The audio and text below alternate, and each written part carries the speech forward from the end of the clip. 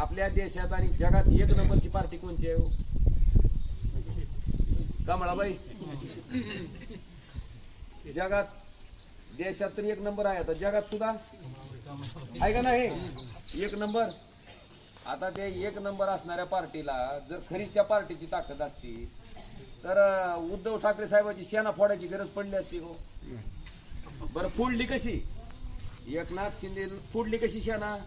त्याच्यावर ईडीची सीबीआयची दाट टाकते ती, त्याला म्हणते ते आमच्याकडे येतो का जेलच जातो, चल बाबा तुझ्याकडे, गेलं घेऊन. मग पहिल्यांदा सेना फोडली. सेना फोडून सरकार केलं का नाही? केलं का नाही? मला सांगा, उद्धव ठाकरे साहेबांच्या जागी जर दुसरा राजकारणी असता तर एवढं सहजासहजी होऊ दिला असतं का? राजीनामा दिला असता दुसऱ्यांना? झटत बसला असतं का नाही? ती बिचार उद्धव साहेब माणुसकीचं होतं म्हणून त्यांनी राजीनामा दिले, बाजूला झाले. त्याचा गैरफायदा बनवून यांनी सरकार केलं. बरं, सेना फोडून सरकार तयार झालं, ठीक आहे की, सरकार चालायला होते की. पुन्हा कुठली फोडली? पवार साहेबांची राष्ट्रवादी फोडली.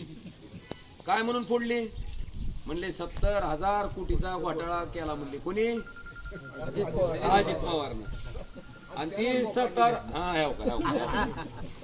70,000 कोटीचा घोटाळा अजित पवारनं केला म्हणले. ही नॅचरली करप्ट पार्टी आहे, म्हणजे भ्रष्टाचारी पार्टी आहे म्हणून पंतप्रधान सांगतंय. आणि 7व्याच दिवशी तीच अजित पवार त्यांच्याच मंत्रिमंडळात कोण होते? नुसतं उपमुख्यमंत्री नाही, पुन्हा कोण? तिजोरीच्या चाव्या कोणाच्या हातात? का? त्याला लय माहिती आहे खायचं हाय का नाही? बाबांनो, राष्ट्रवादी फोडून बी गप बसती नाही की, पुन्हा काँग्रेसच्या मागे लागली ती.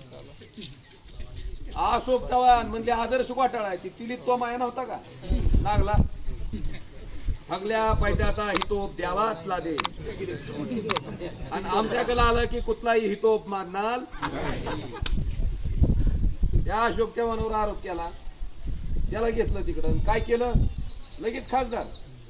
आता आपल्या जिल्ह्यात सुद्धा आमच्याकडे कसं तरी एक कारखानावालं होतं मुरुमचं, ते बी गेले घेऊन. आता एवढे फोडून बी दम निघा नाही. बघा, जगातली देशातली नंबर 1ची पार्टी एवढं फोडून, 3 पक्ष फोडून बी अजून भागाना गेले. आता कुणाच्या माग आहेत? आता रिंजनाच्या मागे लागले राज ठाकरेच्या. म्हणले तू ये आमच्या सोबत. मला वाटतंय देशातल्या जगातल्या नंबर 1 पार्टीला ही वेळ का आली? त्याचं कारण आहे त्यांच्या बोलण्यामध्ये वागण्यामध्ये अंतर पडलं म्हणून ही वेळ आली. राजकारणातील प्रत्येक अचूक बातमीचे सर्वात आधी अपडेट्स मिळवण्यासाठी सरकारनामाच्या सर्व सोशल मीडिया प्लॅटफॉर्मला लाईक, फॉलो आणि सबस्क्राईब करा. तसंच सर्व नोटिफिकेशनसाठी बेल आयकॉन प्रेस करायला विसरू नका.